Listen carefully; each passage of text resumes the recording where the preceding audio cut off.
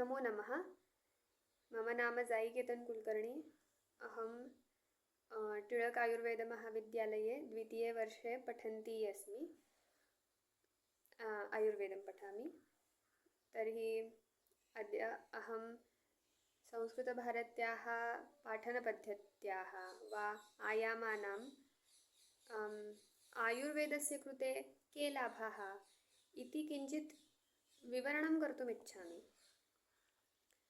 अस्तु, तर्हि प्रथमे वर्षे आयुर्वेदे अस्माकं कृते संस्कृतभाषा इति एकः विषयः एव।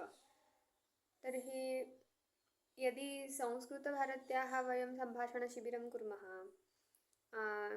अनन्तरं गीतासोपानम् इति एकः अनुवर्तनवर्गः अस्ति, तस्य अपि लाभः अस्ति। अत्र प्रबोधनं प्रशिक्षणमपि कुर्मः चेत् प्रथमे वर्षे आयुर्वेदे यत् संस्कृतं पाठ्यते, नाम यत् पठितव्यं, तस्य सर्वस्य अन्तर्भावः अत्र गीतासोपाने वा प्रबोधनवर्गे प्रशिक्षणवर्गे बहु अस्ति। नाम तत्सर्वं पाठ्यते एव। तर्हि आयुर्वेदस्य कृते संस्कृतस्य परीक्षायाः कृते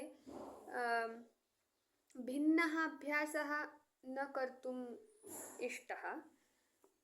वयं तु एवमेव परीक्षां दातुं शक्नुमः। तत्र संस्कृत अस्य परीक्षाद्वयम् अस्ति। तर्हि तत्र अनुवादः अस्ति। पञ्चतन्त्रकथाः सन्ति, तेषाम् अनुवादः अस्ति। तर्हि किञ्चित् लिखित्वा ददति, तस्य अनुवादः परीक्षायां लिखितव्यः। तत्रापि अधिकः क्लेशः न अनुभूयते, यतः वयं संस्कृतेन चिन्तनं कुर्मः, संस्कृतं वक्तुं शक्नुमः। तर्हि अनुवादः तु बहु सरलः, तर्हि तत्र क्लेशः नास्ति।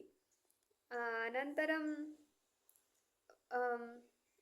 सूत्राणि सन्ति, बहूनि सूत्राणि सन्ति आयुर्वेदे। नाम वयं चरकसंहिता, अष्टाङ्गहृदयं, सुश्रुतसंहिता, एतेषु ग्रन्थेषु वयम् अध्ययनं कुर्मः। तर्हि ग्रन्थाः सर्वे तु संस्कृतेन एव लिखिताः। तर्हि अन्यजनाः बहवः जनाः अनुवादं पठन्ति। मराठी अनुवादः, आङ्ग्ल अनुवादः, हिन्दी अनुवादः। कदाचित् अनुवादे महत्त्वपूर्ण अंशानां लोपः भवति, यतः संस्कृतभाषायाः ये शब्दाः सन्ति, तस् शब्दानां कृते पर्यायाः मराठ्यां वा आङ्ग्लभाषायां न वर्तन्ते। अतः केचन अंशानां लोपः भवितुमर्हति अनुवादे। तर्हि एतेन सर्वेण मम लाभः कः, यत् अहं पूर्णतया संस्कृतेन संहितां पठितुम् अवगन्तुं च शक्नोमि। गीतासोपाने यत् अस्ति अन्वयस्य लेखनं वा तस्य आकाङ्क्षाक्रमः इत्यादि यत् सर्वं वर्तते, तस्य तत्सर्वम् अत्र तस्य लाभः भवति। अहं केवलं सूत्रं पठित्वा पूर्णतया तस्य अर्थं ज्ञातुं शक्नोमि। महान् लाभः एषः। अनुवादस्य आवश्यकता नास्ति मम कृते। अनन्तरं टीका, ग्रन्थानां टीका वर्तते।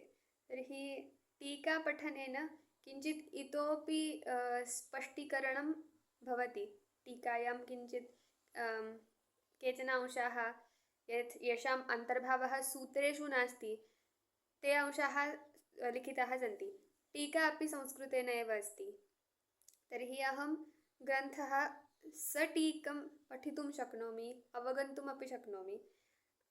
अस्य बहु लाभः भवति, यतः महत्त्वपूर्ण अंशानां लोपः न भवति। अहं तु संस्कृतेन एव पठामि, तर्हि महान् लाभः।